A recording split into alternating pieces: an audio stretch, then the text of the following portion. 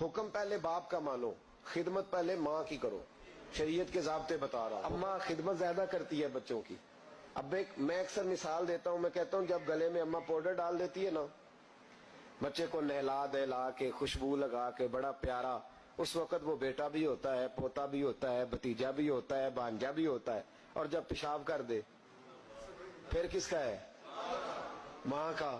اور جب تک ہنستا ہے مسکراتا ہے پھر وہ سب کا ہے. اور جب رونے لگے جی تو ابا جی آپ تو بعد میں تو آپ بڑے سگے بن گئے، تو اب آپ تھوڑا مہربانی کریں نا، کبھی کبھی آپ بھی ذرا اس کا پیشاب اپنے گلے میں برداشت کریں، تھوڑا آپ بھی شوق کریں نا جی. مالک تو آپ ہیں، ولدیت تو آپ کے لکھی جا رہی ہے، ڈیٹیل تو آپ بتا رہے ہیں کہ میرے نام پہ درد ہے ہر چیز، تو یہاں بھی تھوڑا خیال کرو.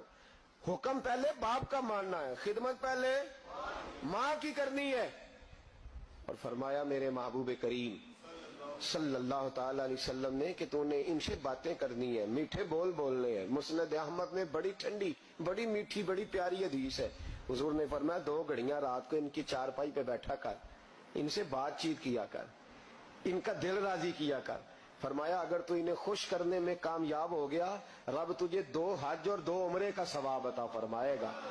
اگر تو انہیں، اور ماں باپ اگر پردہ کر جائیں پھر تیری دعاؤں کا رخ ماں باپ کی طرف. امام رازی نے تفسیر کبیر میں حدیث لکھی ہے، ایک شخص پر آخری وقت طاری تھا، نزع کا عالم تھا، لوگ کلمہ پڑھاتے تھے، زبان پہ جاری نہیں ہوتا تھا. ان حدیثوں کو روز یاد کیا کرو، روز ماں باپ سامنے آئے تو ان حدیثوں کو ذہن میں لایا کرو.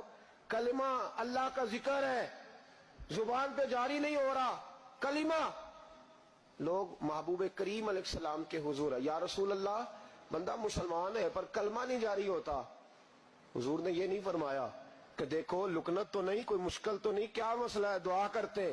فوراً امام راضی نے لکھا ہے نبی پاک نے فوراً فرمایا پتہ کرو اس کی ماں زندہ ہے. یا رسول اللہ ہے.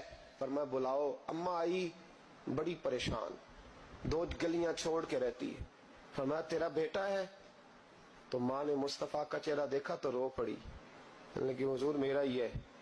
فرمایا تو ناراض ہے؟ اماں کہنے لگی حضور بڑی ناراض ہوں، اس نے بڑے ظلم کیے، بڑی زیادتیاں کی میرے ساتھ. یا رسول اللہ صلی اللہ علیہ وسلم بڑا ستایا. تو بابو فرمانے لگے چل معاف کر دے، تو معاف کرے گی تو روح نکلے گی، تو معاف کرے گی تو کلمہ طیبہ جاری. کہنے لگی حضور میں کبھی معاف نہیں کرتی. دنیا میں کسی کو آگ کا عذاب دینا حضور نے جائز نہیں رکھا، اسلامی سزاؤں میں اس سے اکثر جگہ پہ منع فرمایا، لیکن یہاں میرے محبوب نے فرمایا لکڑیاں لاؤ، بوڑھی کے سامنے لکڑیاں لاؤ. کیا شکرا یا ربی شکرا